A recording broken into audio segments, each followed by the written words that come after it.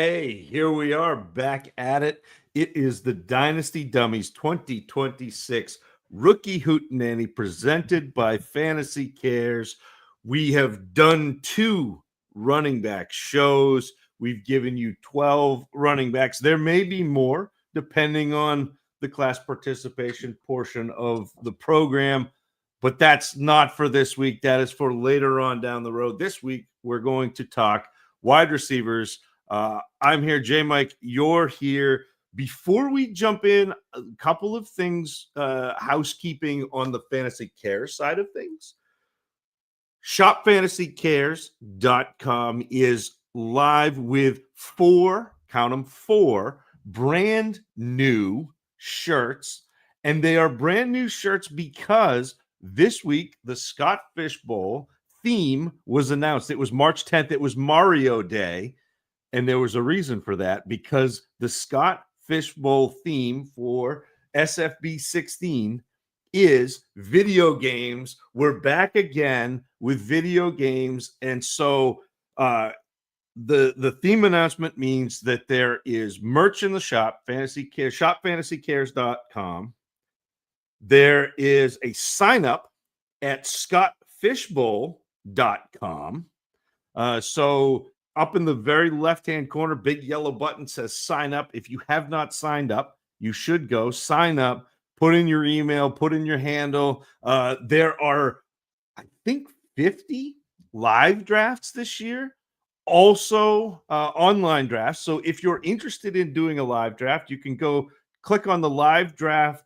It'll give you a list of where those live drafts are happening.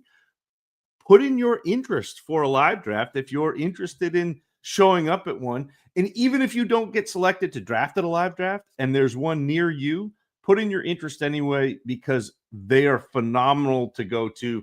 There are silent auctions. There are raffles. There are industry people. There are just great people playing fantasy football, hanging out, enjoying the company. There's always good food.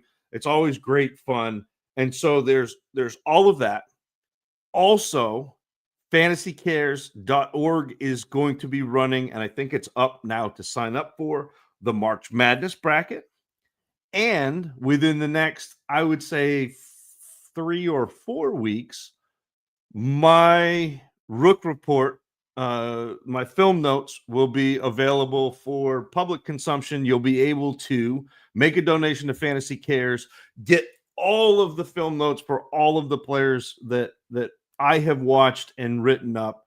And the cool thing about that is, if you're hearing it here, I am available to you to discuss those players whenever or if you decide that that's something you want to do. So if you buy the film notes and have questions, or buy the film notes, and I say buy, you're donating, you're making a donation to get the film notes.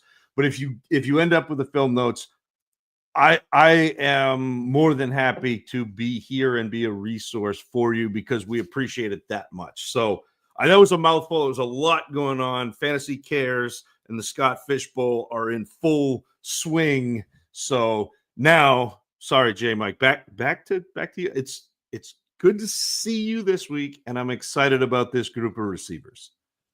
Good to be with you, brother. And as you mentioned, lots of house to keep this week. Lots of house to keep. So it's a privilege to be able to do this with you, as always. And when we think through the impact that Fantasy Cares has had, not simply in the fantasy community, but in the world at large, it's a beautiful thing to be able to see the organization be something that's grown to the spaces that it has and reached as far as it has across countries, across cultures, across all sorts of things that we find different about ourselves. So it's a beautiful uniting force in our world, and I'm grateful to be with you here on their channel, promoting all of the good things that the good folks are doing. So the Scott Fish and everyone associated with it, that includes you, Zach. Thank you very much. We appreciate your all's efforts in doing so.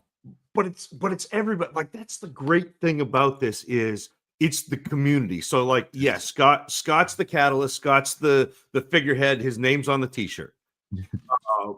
But it's the community, and the board is great. We're doing a whole bunch of things. John does a ton with the live drafts. Bob does so much behind the scenes that people don't even realize. Russ is doing the finances. You've got Liz Loza and Heath Cummings and Ryan McDowell, who are really, putting Fantasy Cares and the Scott Fishbowl out there, getting visibility. You've got me, who occasionally writes a funny song. So like, everybody has their thing, but then it's the community that really makes this all go. And that's the beautiful thing, is I think the ownership and the goodness that is done is actually on the community. It's on all of you, everybody listening, everybody who donates, everybody who reposts something, anybody who wears a Scott Fishbowl t-shirt, anybody who buys the sticker package, all of those things, anybody who goes to a live draft, that all is that's the mountain that all of this is built on. And so it really is. It's a community, it's a family, it is everybody doing their part, and a lot of little pieces of good make this huge movement in the right direction. You love to see it. You love to see it. And speaking of the right direction, Zach, one thing that we'll be doing tonight is going from talking running backs in this class and going to talking about some wide receivers for the first time. And dare I say, Zach, before we even get into anything else, I'm a good bit more jazzed to talk about this wide receiver group than we were for the running back group. The first six that we'll have tonight, folks, just to be able to give you a precursor of what we'll be getting into. We're going to bring you Carnell Tate out of Ohio State. We're going to bring you Makai Lemon out of USC. We're talking Jordyn Tyson out of Arizona State. Denzel Boston, UW, University of Washington. We've got KC Concepcion out of Texas A&M. And last and maybe not least, definitely least in my heart since he went to Louisville. But as far as film grade, we'll see the likes of Chris Bell, the athletic marvel out of Louisville. Good group that we get to discuss tonight, Zach. But as always, we know that your brain does not stop moving. Doesn't matter what you're doing. You stay stimulated between the ears. So what do you have for us this week when it comes to your musings? So today I was scrolling the timeline, as I try not to do, but I tend to do. I was doing a little bit of film work, and I was hanging out with my two boys, and we were watching Blue Planet. Now, I don't know if you know Blue Planet, but it's documentary, oceans, like all of the sea life, marine life.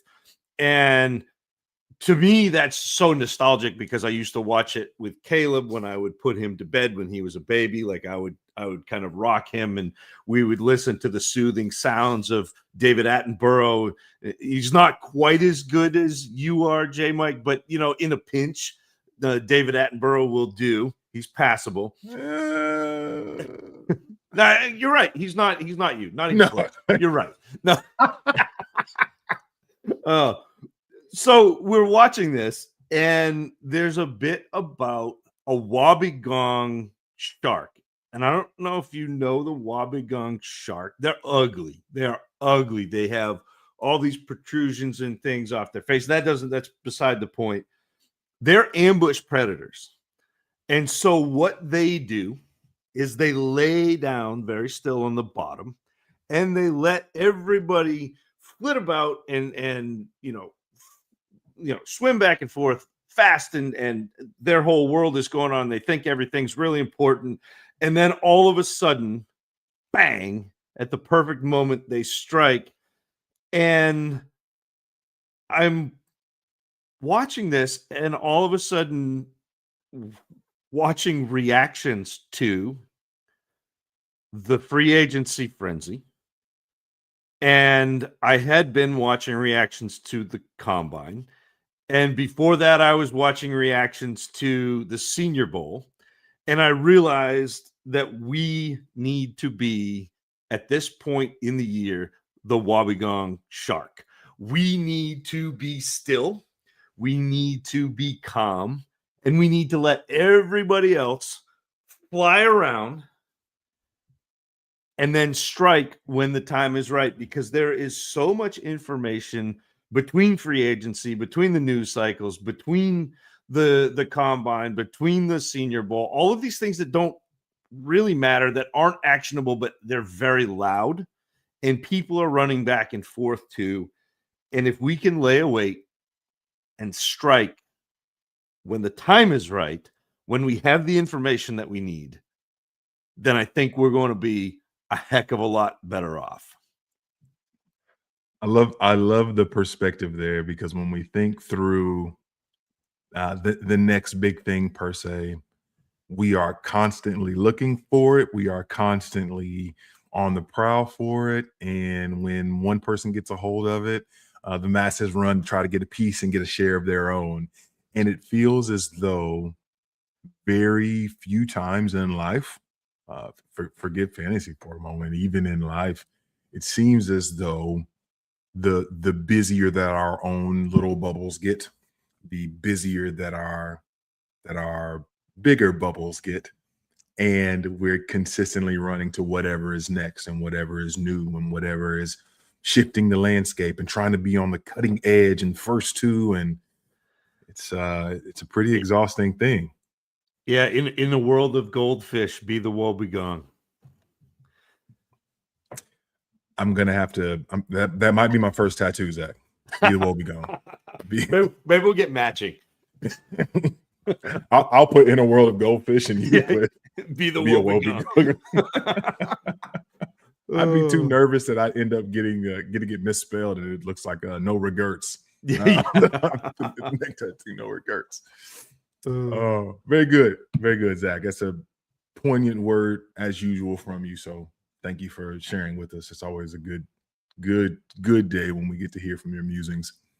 With that said, Zach, is there any other? I know we took care of a lot of housekeeping up front. Anything else we need to get to before we jump into these wide receivers? I think we'll put somebody in motion. Maybe check to a 9 route and let's go. You heard it here first, folks. We are off and running.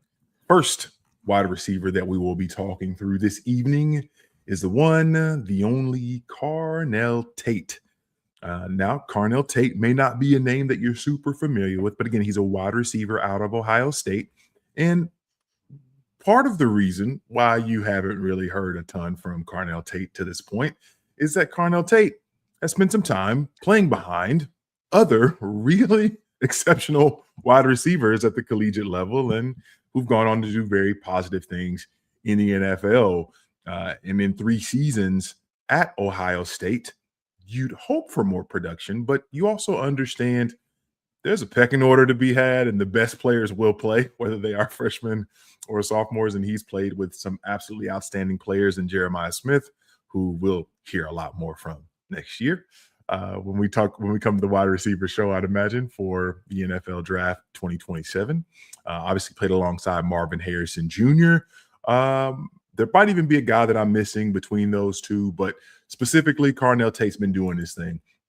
When we think through Carnell Tate in terms of measurables, we've got a guy who measured in at the combine, not quite as big as people had hoped, 6'2", 192, and player that I think people are still really excited about, even though at the combine, his 40-yard dash was not exactly what people would hope for. He ended up running a 4.53, didn't do much else when it came to other drills, but put the 40-yard dash on film there.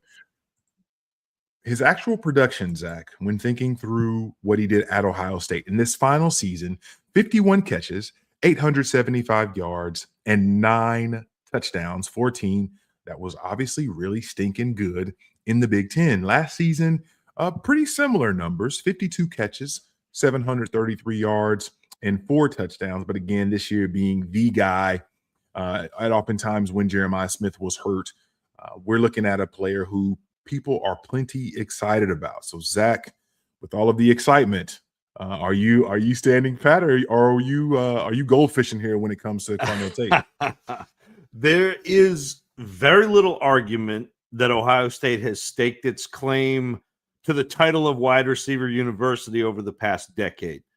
The Buckeyes have gone from Terry McLaurin to Garrett Wilson to Chris Olave to Marvin Harrison to Jackson Smith and Jigba to Emeka Egbuka. And while their success at the next level has varied, the conga line from Columbus to the NFL has been impressive to watch. And Carnell Tate is that next Ohio State wideout to make the transition. And even though his career was played in Jeremiah Smith's shadow, as you mentioned, don't be fooled into thinking that he is a second-rate talent. Tate has been the big-bodied, downfield option for the Buckeyes for the past 2 seasons, but he's more than a blocker and a contested catch artist. I think he's a tactical separator. He picks moments to get over the top of a defense rather than exerting a consistent effort play to play. On the sideline, Tate has an exceptional awareness and body control, and he often gets 2 feet down inside the boundary, even though in college, by collegiate rules, only one is required. And I think Tate attacks zone defense as well, picking a soft spot to sit down in to give his quarterback that throwing lane. And at the catch point, yeah, he is a contested catch guy. He does a good job of going up and getting it, but also underneath, he does a good job of planting his foot hard to get leverage, turning and driving upfield quickly, and that's how he adds yards after the catch. Definitely someone who uses that very variable speed to his advantage. That's en route, and even at times after the catch. But absolutely, when it comes to being able to make separation intermediate to deep, most specifically, as you mentioned, Zach, big fan of his sideline work and how I believe that he is a very strong post up player when it comes to being able to make plays against a defender and bodying, and even on a 6'2" frame, which obviously is not small, but 6'2", 192, he's able to maintain his space when it comes to within the actual route and when he's going up to go get the ball. So I'm excited about those portions of his game.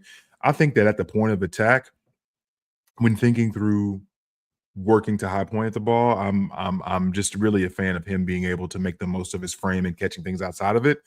And I probably undersold what I think about his sideline work, because some of the things that we see him do against the sideline, falling out of bounds, is some of the best, if not the best, in the class. When thinking through, as you said, Zach, the 2 feet, the things that are falling out of bounds, being able to jump up and still maintain like these are things that we typically see on Sundays. And I think that Carnell Tate is someone who exemplifies those things really well.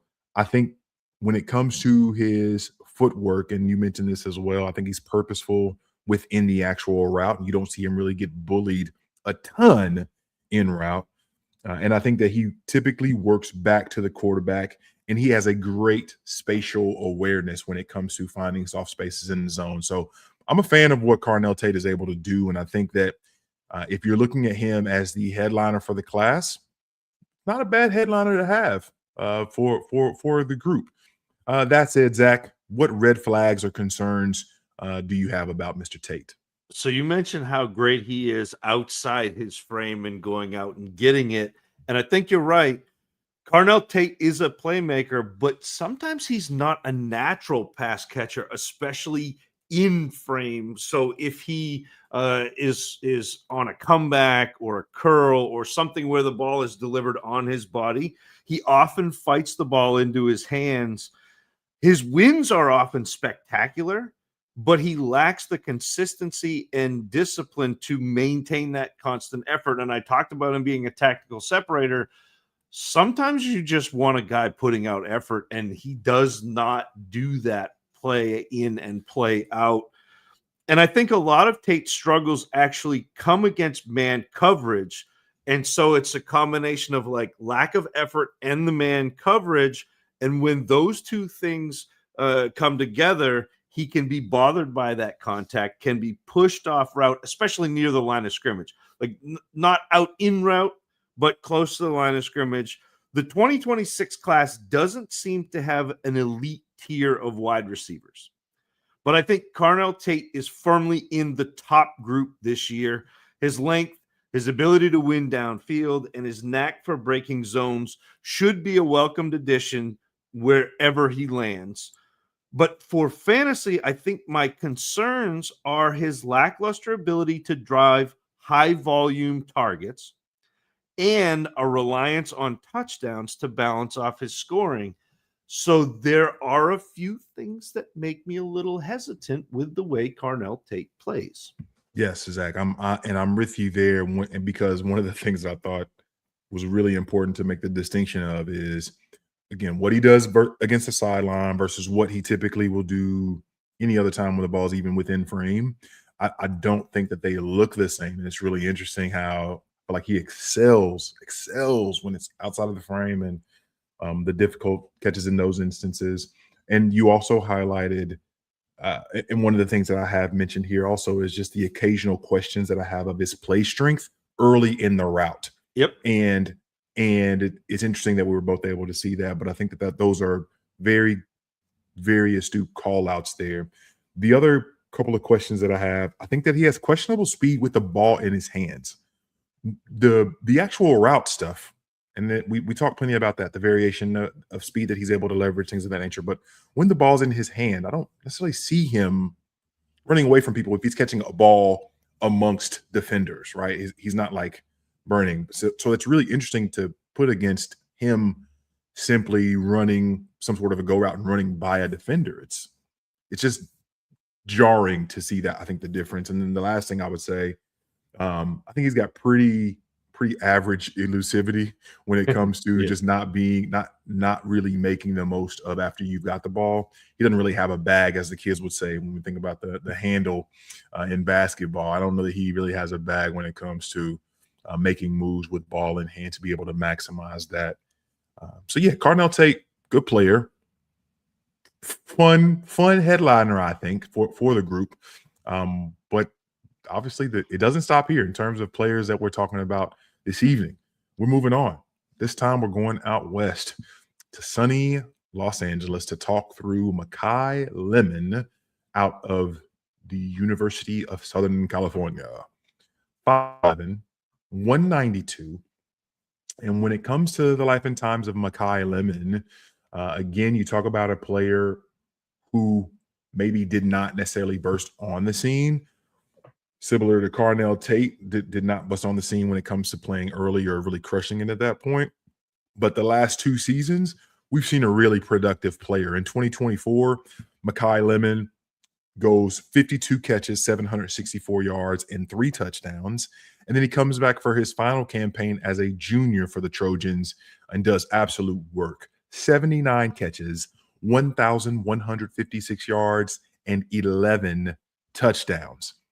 Makai Lemon being someone, while, again, when we talk combine, unfortunately, he didn't have the best of looks. People were saying his interviews were a little bit rough. He didn't run the 40. I don't think he really even participated in any of the drills. I think he actually had a pro day situation today, but between work, I wasn't able to really verify all of those things. But Makai Lemon, very productive. The pundits are pretty excited about Makai Lemon. But what do you, Mr. Reed, have to say about one Makai Lemon? I wanted more, but there's an old adage: when life gives you lemons, you slide them into the slot, you use a little bit of motion to get them a free release, and then you pepper them with targets to the tune of 1,100 yards receiving. I paraphrase a little bit. But Lincoln Riley and his potent Frankenstein air raid offense took that to heart. And in 2025, Makai Lemon led the USC in targets, receptions, receiving yards, and total touchdowns, while averaging almost 100 yards receiving per game. He was over 96. Lemon attacks all levels of the field, which is interesting since he does it mostly from the slot, he wins with elite in-route quickness, whipping defenders back and forth as they try to keep up with them, often employing double moves. Pace is so important to what Lemon does. It's such a big tool in his arsenal that he will often downshift before he accelerates past the corner into space to get into the second level of the defense.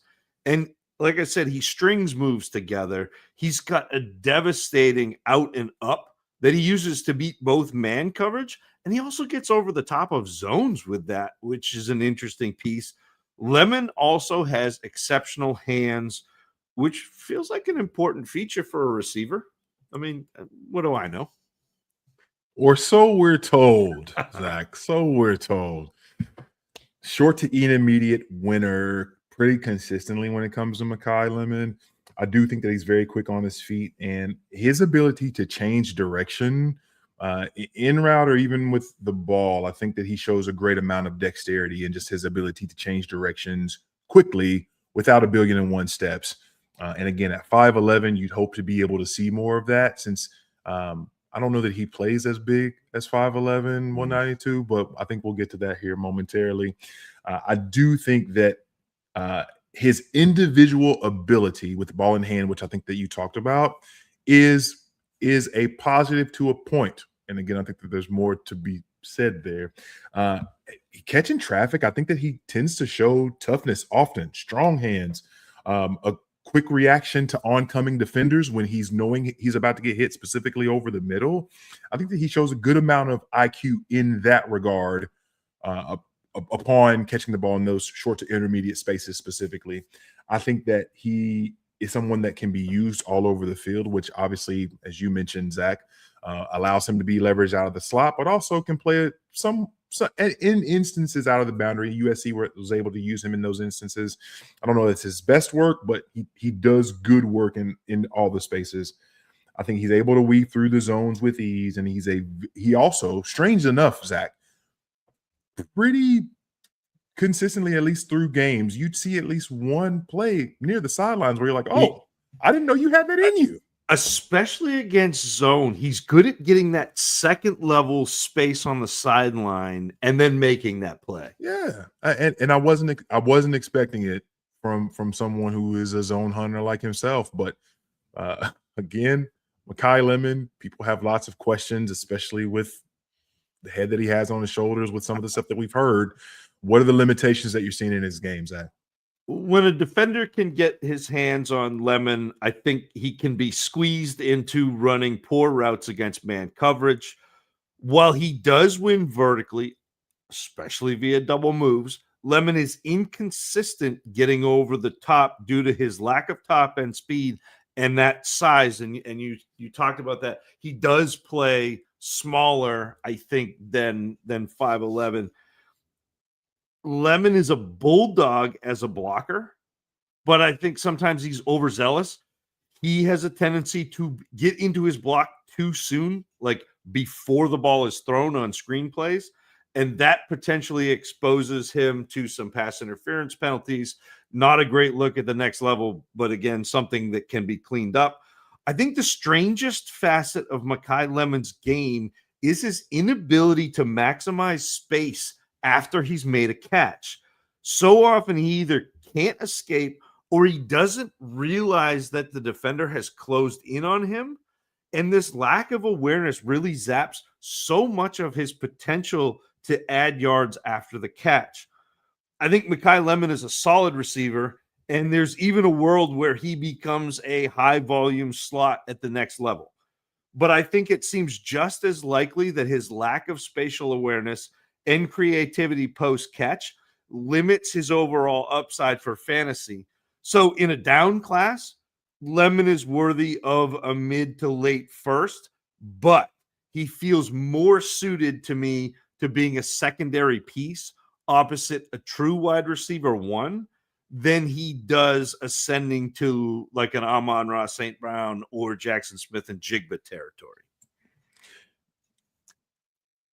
That brings up something, and I want to bring everything to a halt for a moment, Zach, because I'm curious I think in years past we've talked through players and we've almost positioned some of these players as guys that we believe you can run your pass game through, right? We tend to say, and it's usually a very select group. I mean, maybe one, maybe 2 to 3 in a given class, 3 if we feel really, really confident about it, right?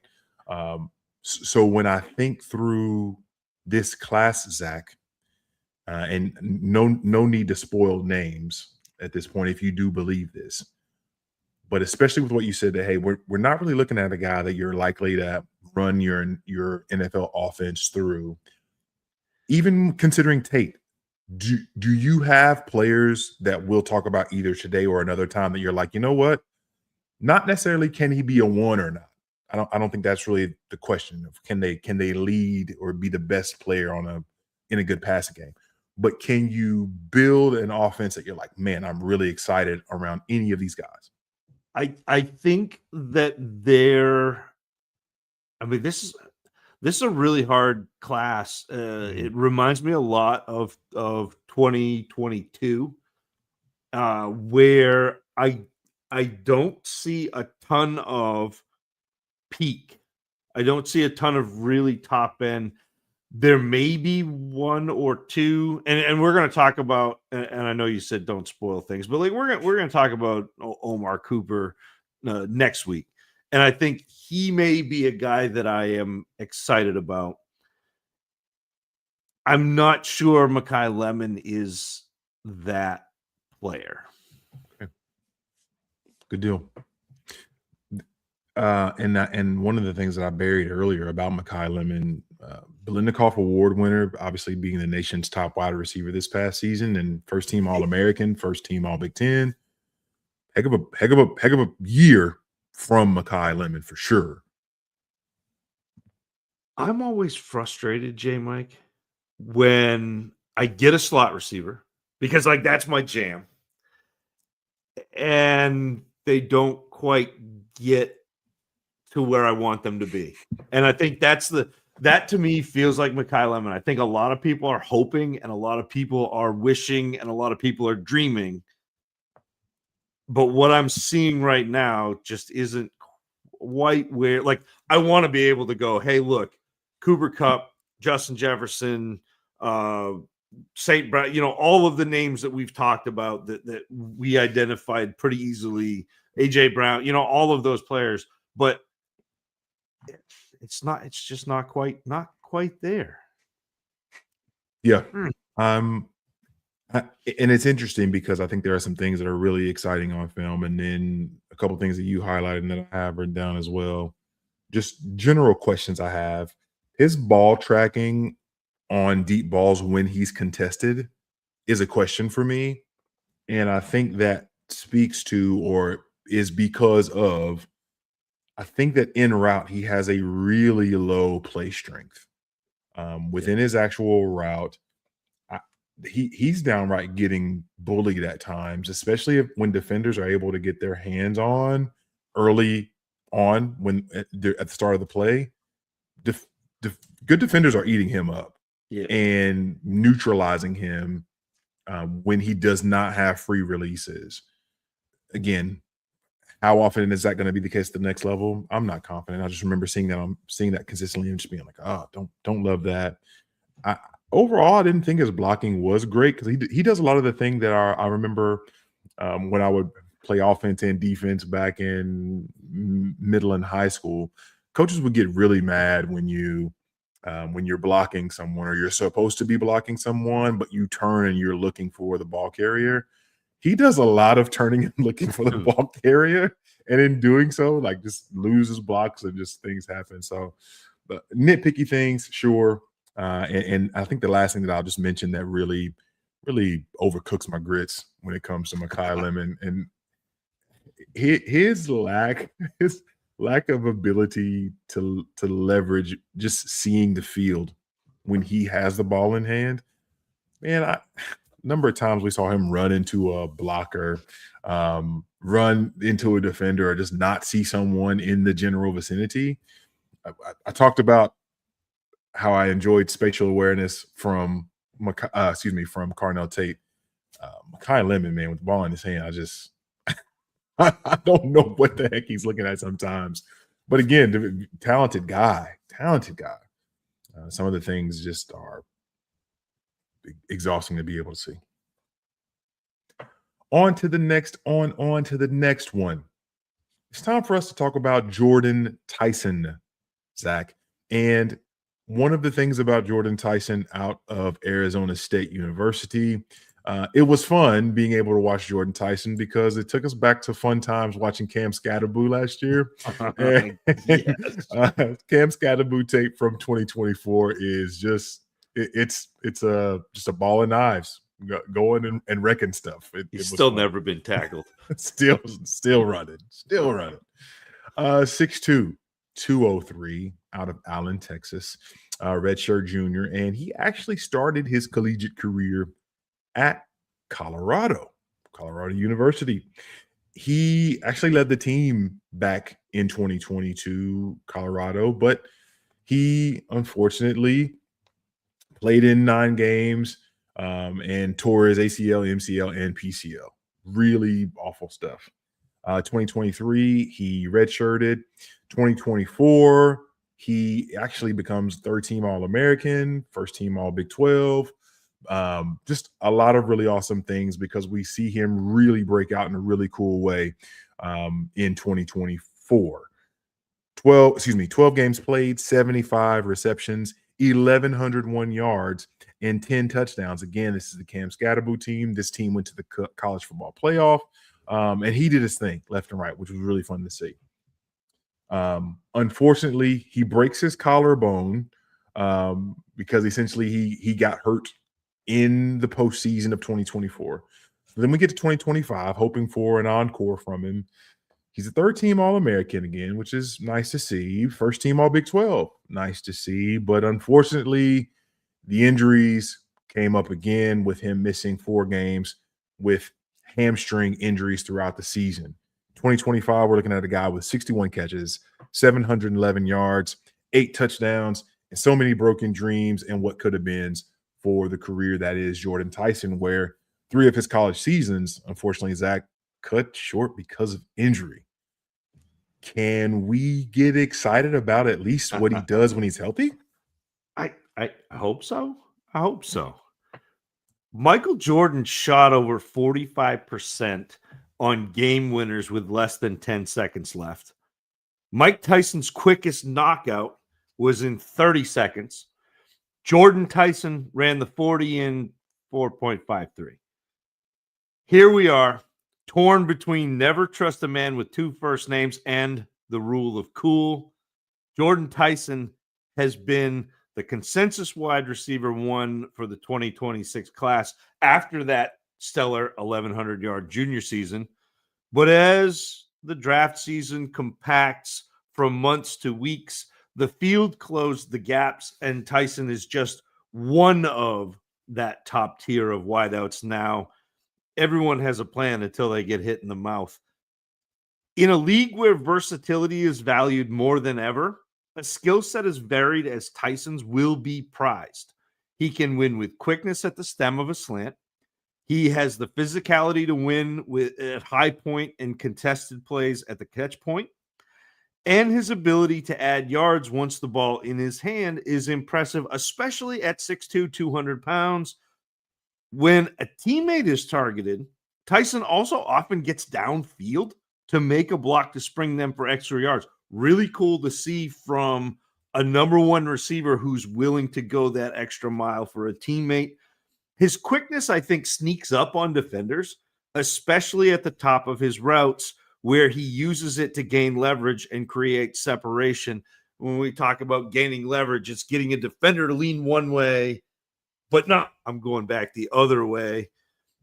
And although Tyson is at home across the middle, I think his star shines the brightest on the boundaries.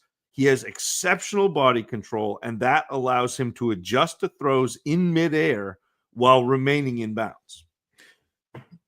One of, if not the most impressive players in this class when it comes to body control and being able to maneuver in really unique ways to get to a pass that's anywhere near his catch radius. I think he's got a pretty large catch radius because of the extreme body control that he's able to exhibit, as you mentioned there, Zach. Some of his spectacular catches are stupid stuff. Yeah. I mean, it is special. I do also think I talk a lot about the end of the actual play, but even at the beginning of the play, I think he's one of the guys, especially that we talk about today. I think he's got a pretty diverse release package, and pairing that with his quickness, which I think is really awesome. He's someone who I think the highs for him are really, really special stuff. And daggone it, if he can stay healthy, I am pretty excited about what could be in the life and times of Jordyn Tyson. That says, Zach, we know. Look, we're not promised tomorrow. We know that. So, what are the limitations that could hold him back?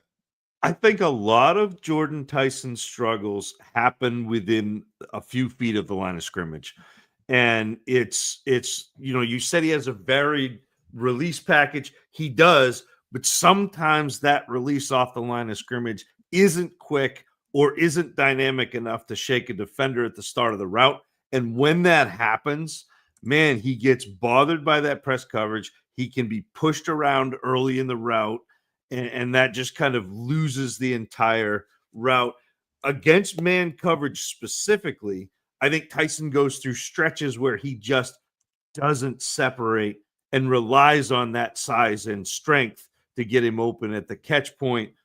But we're nitpicking at that point. Jordyn Tyson, I think, is in that top tier of receivers in this 2026 class. And I think there should be extra buzz after the draft happens because I think he'll go early. He's big, he's multifaceted, he's a talented wideout, and it's pretty easy to see a path to a successful story for fantasy at well. He's not without flaws, but if Tyson is staring you in the face in the mid-late first in your rookie draft, just do it. Just do it. Straight up, just do it. I saw the same thing, Zach, in terms of just him being bothered by physicality at all levels, which is interesting because when you pair the fact that sometimes he gets neutralized in that fashion, what he's still able to do in the air and to get to passes, yeah, I feel like makes it even more extraordinary.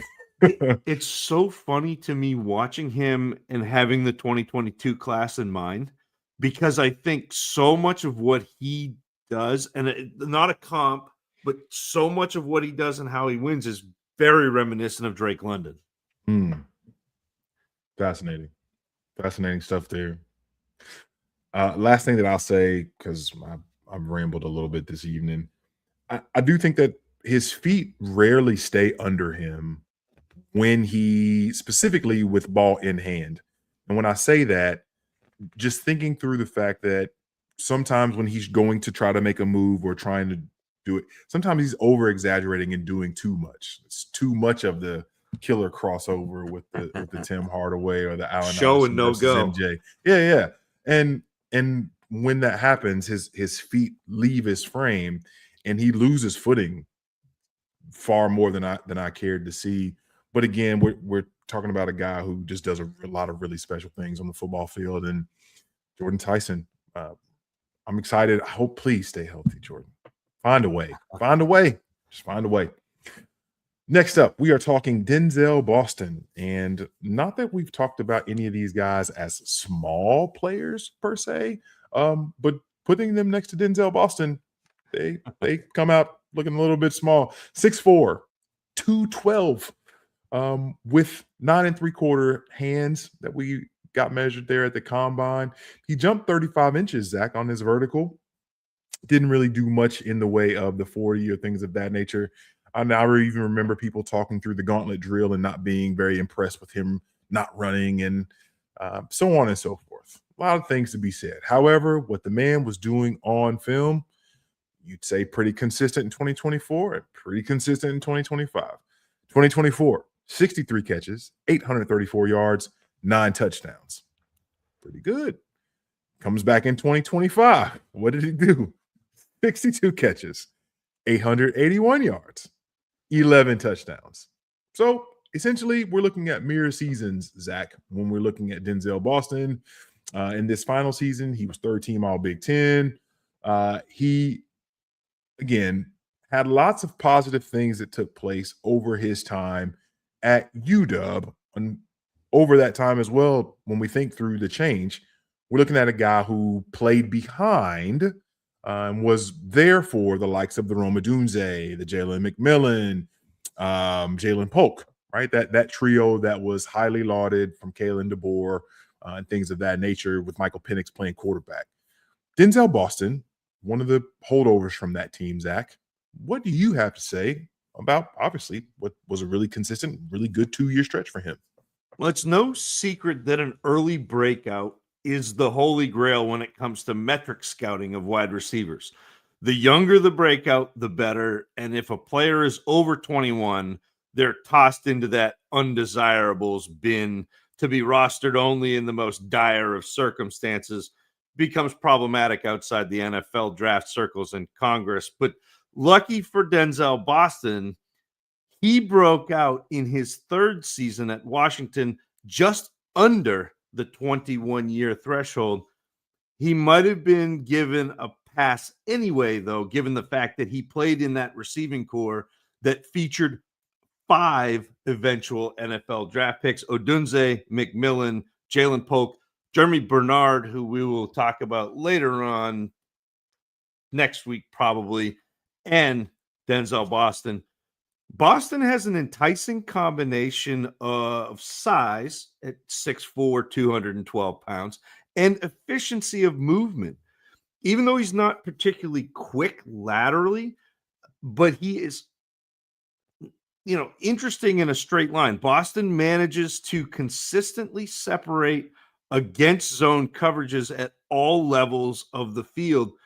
And when he wins over the top, he excels at winning those contested catches and in high point situations. So he goes up and gets it. He goes up and meets the ball. And that's important, especially for a guy that size, because you can use your length to create separation vertically. And he does that really well. Boston's also incredibly tough on the boundaries, using that polished footwork and strong hands to haul down back shoulder throws on the sideline. That was kind of a T. Higgins thing. Like, we saw T. Higgins go back shoulder, back shoulder, back shoulder. And a lot of Denzel Boston's work is, or positive work is, back shoulder to the sideline. So much of it in contested areas. But as you also mentioned, Zach, we do see instances where he's able to separate deep as well. And I don't think he's as stiff of a mover at 6'4", 212 as other players that we see at the position. I think he's got a little bit more fluidity than I expected coming into watching the film, just knowing what I knew about him coming in. And big player playing big can absolutely be something that we kind of just check off and just almost automate for players. But that's not always the case with players. And Denzel Boston does a good job of playing big, specifically when it comes to being a go-getter of the football. Contested situations, I trust him to be able to make plays. And I think that Denzel Boston's someone that I was intrigued with, Zach. Intrigued.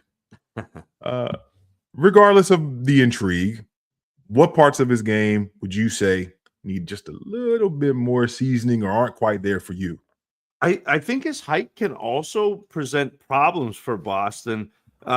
During his route and before the catch point, physical corners can get in underneath him and then push Boston offline and bully him away from his intended path, which is an interesting thing to say about a guy who's that size and that strong. But because they can get in underneath him, they can move him a little bit. Against man coverage, he does not have any way to separate horizontally, often leaving that vertical separation as his best avenue of making a catch. So outside of high point situations, I think Boston's prone to letting the ball travel into his frame, which I hate because he's so long, and that negates that length advantage that he has over most defenders.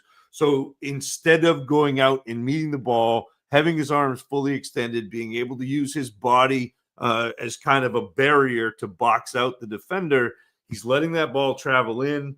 It allows defenders to get a hand on the ball, and it also potentially allows the ball to come in, hit his pads. That makes a tougher catch, if you're trying to cradle it rather than going and getting it with your hands.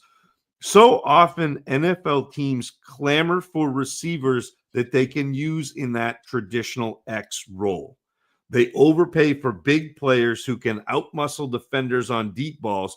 I think that bodes well for Denzel Boston and his draft capital. From a fantasy football lens, however, I think it's a little more complicated. I think Boston's play style doesn't drive huge volume, and so it's likely that his production will be relying on touchdowns, and that's a profile that in recent history, and actually most of my evaluation career, I kind of steer clear of that archetype.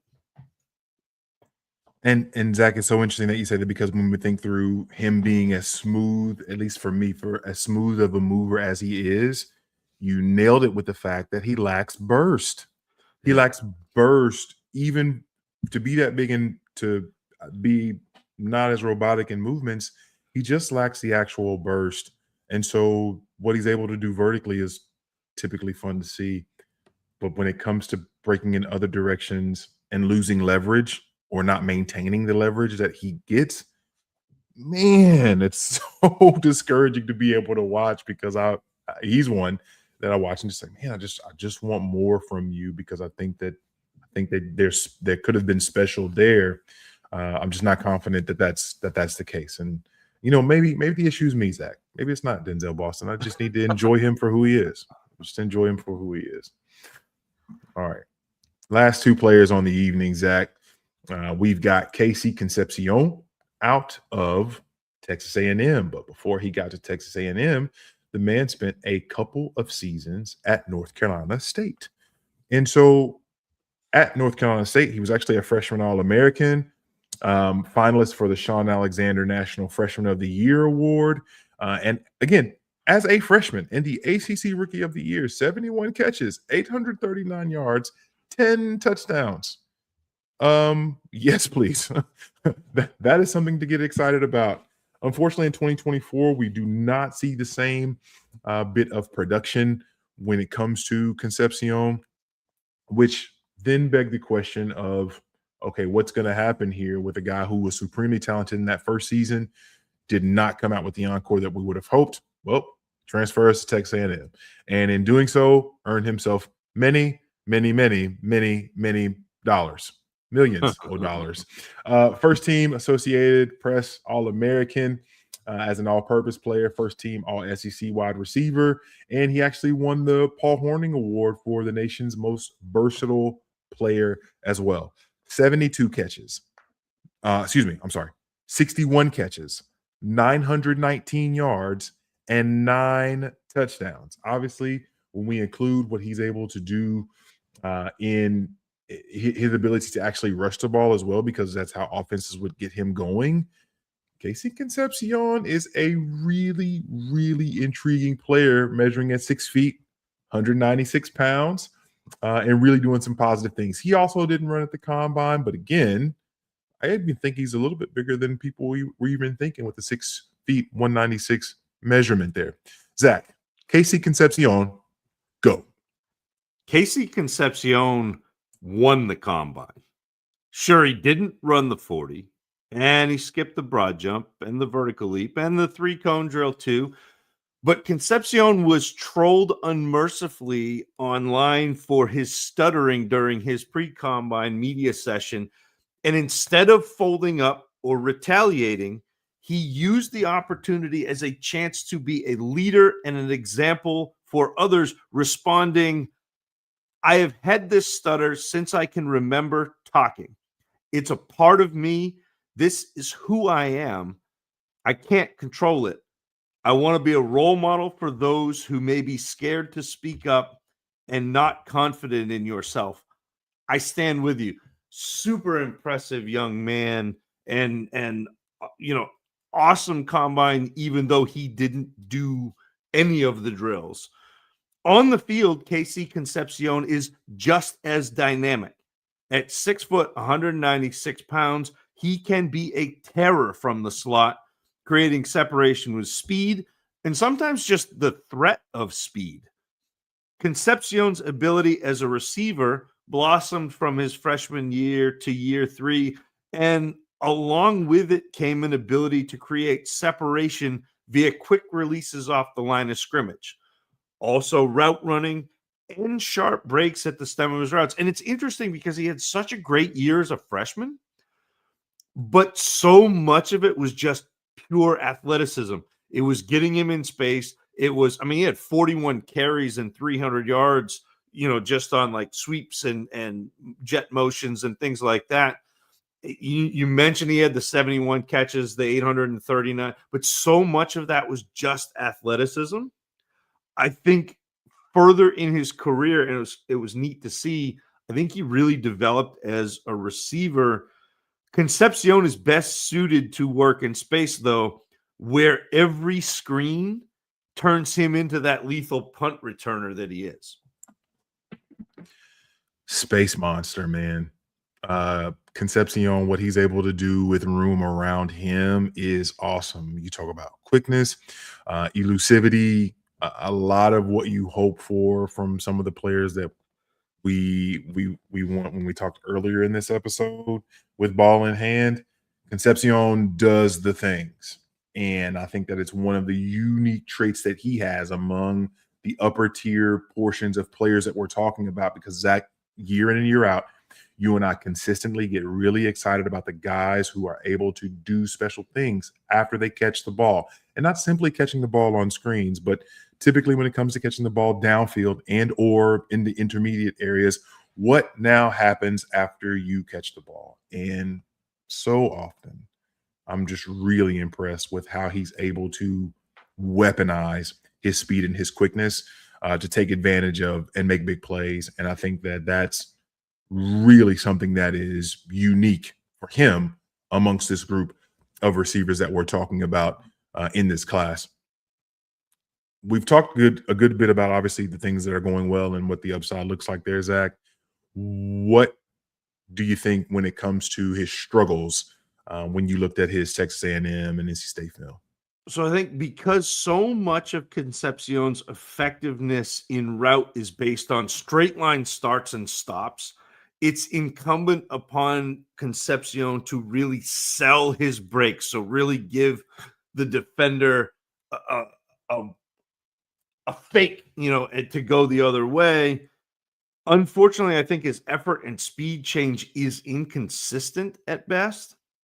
When he does create separation, he often fails to maintain it for very long. So he'll create that quickness, but then loses it in route, which is strange because he is fast. Whether it's bad angles or just that lack of top end speed, he loses that separation in route. Concepcion was used in motion a lot in order to amplify his speed, in order to get him running before the defenses.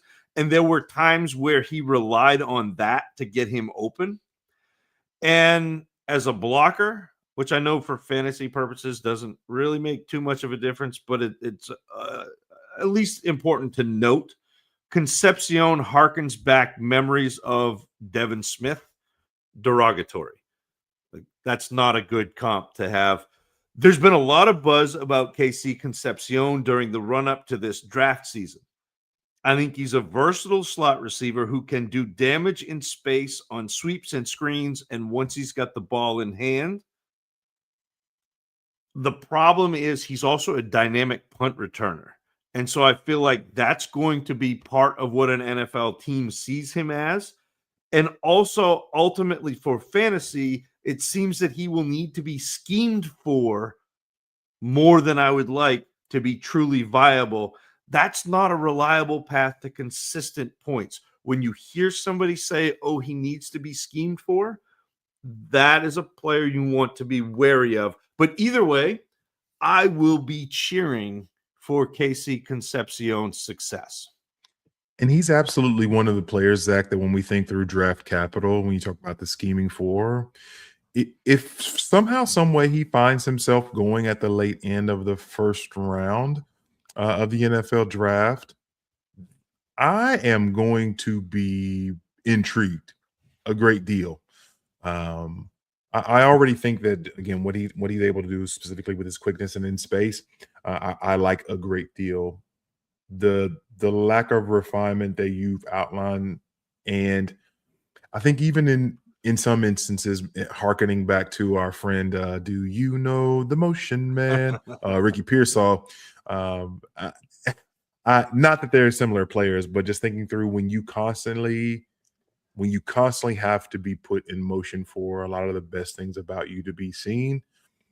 I'm curious if an NFL offense is going to consistently cater that as well into the offense. And so, again, that for me thinks a little bit further than simply what I see on film for him. But these are questions that come up as I watch. All right, last and perhaps not least, we're talking through a Louisville Cardinal.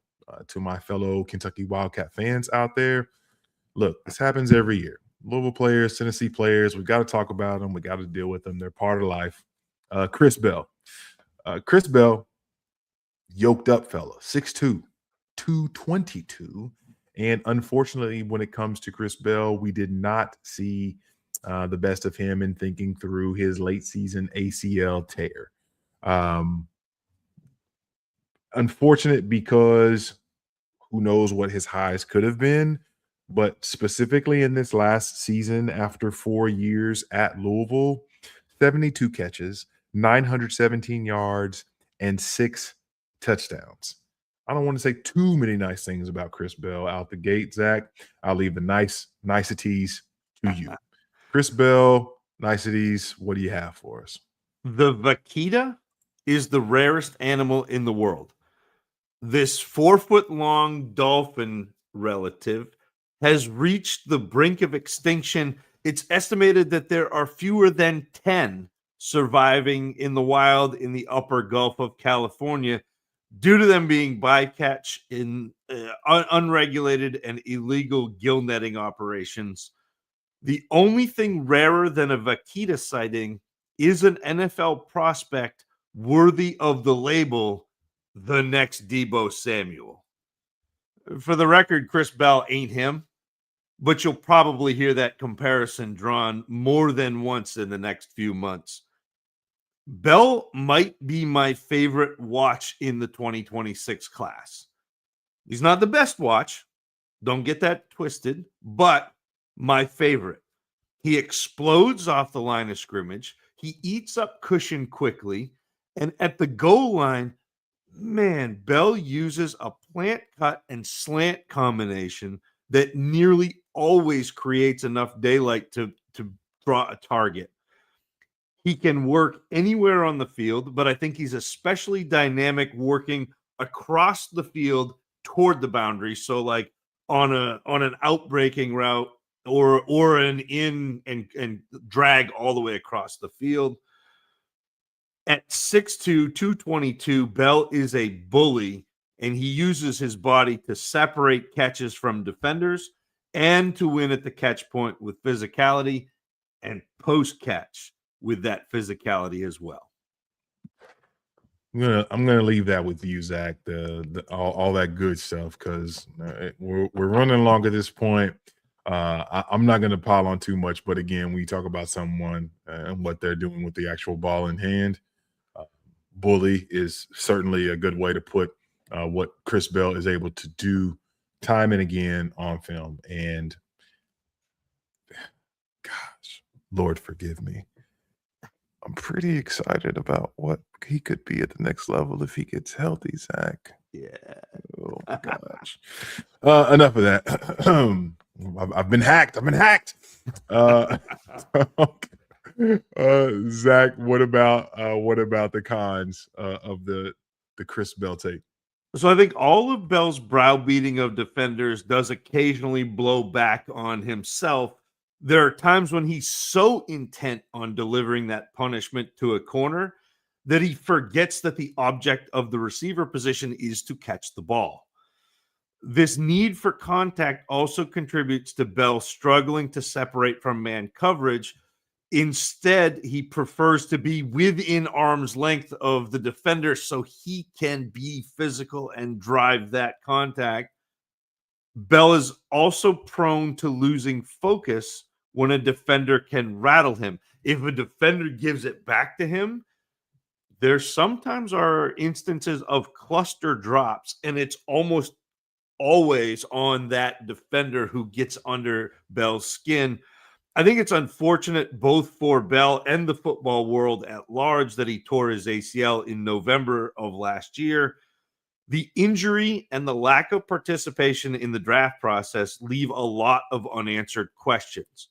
But what Chris Bell put on tape over the last few years is impressive. The team that drafts Bell won't be getting the next Debo, but I do think that they will be happy getting Chris Bell. Yeah, and please forgive me. I did not bring up you talked through the drops of Chris Bell. One of the things that I did not mention previously was the drops of KC Concepcion. I mean, we're looking at a guy that put the ball on the ground a lot, unfortunately, when it came to the drops in 2025. I'm not going to wax much about Chris Bell at all. I will say he had the benefit of playing in a Jeff Brom offense, which has consistently made the most of guys, specifically really talented players at the wide receiver position, who are able to do really positive things with ball in hand. And he's creative in making sure that he's able to get them those opportunities and for them to maximize them. So Chris Bell, I'm gonna just leave it there. I'm gonna leave it there with Chris Bell. I'm not doing it anymore. I can't say anything nice. Not Don't say anything at all. That was my grandmother used to say that a lot. Yeah, if my mother hears this, mother, this is me heeding your words. All right, Zach. 6 wide receivers up, 6 wide receivers down. We need to talk about where we have these gentlemen ranked from a film grades perspective. So for those that may be new to the program, we are going to talk through what our film grades are for these 6 players that we have had the privilege to watch. When we talk about the next 6 next week, we'll talk through how we have those specific 6 players ranked, and then we'll incorporate them into these first 6 guys that we've also watched. So, Zach, without further ado, I think the people want to know, why is Denzel Boston your wide receiver 1? I'm just kidding. What's the ranking look like? So I've got a top tier right now of 3 guys that we talked about today: Carnell Tate, Jordyn Tyson, Chris Bell. And so that's that top tier. There's a little bit of a tier break, and then Makai Lemon. There is another tier break, and then Denzel Boston. And then there is another tier break, and KC Concepcion. And that doesn't mean that Concepcion is a bad player. It just means that a lot of what he does is in 1 or 2 categories. And so it's really difficult to, where he's not doing much for releases, he's not doing much for blocking. There are a lot of places where he lacks in things that we grade. What he does well, he's very good at. But I think that the well-roundedness hurts him. Yeah, and I think that we're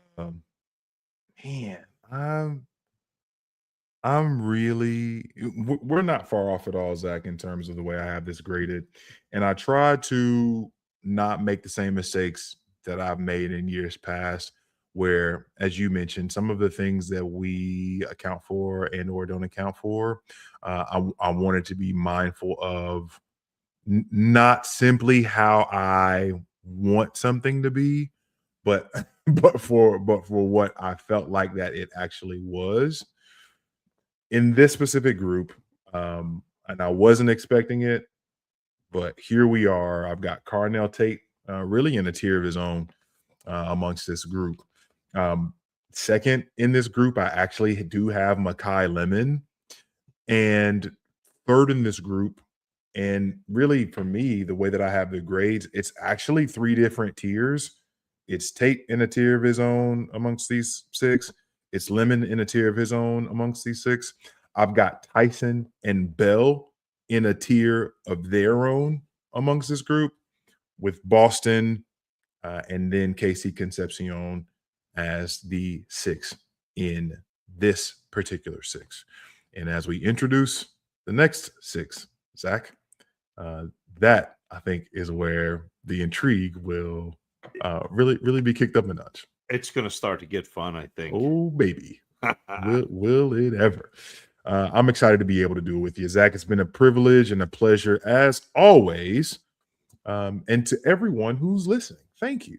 To everyone who's watching, thank you. Whether you're here live, whether you're here via podcast or watching the YouTube run back playback at a different time, thank you.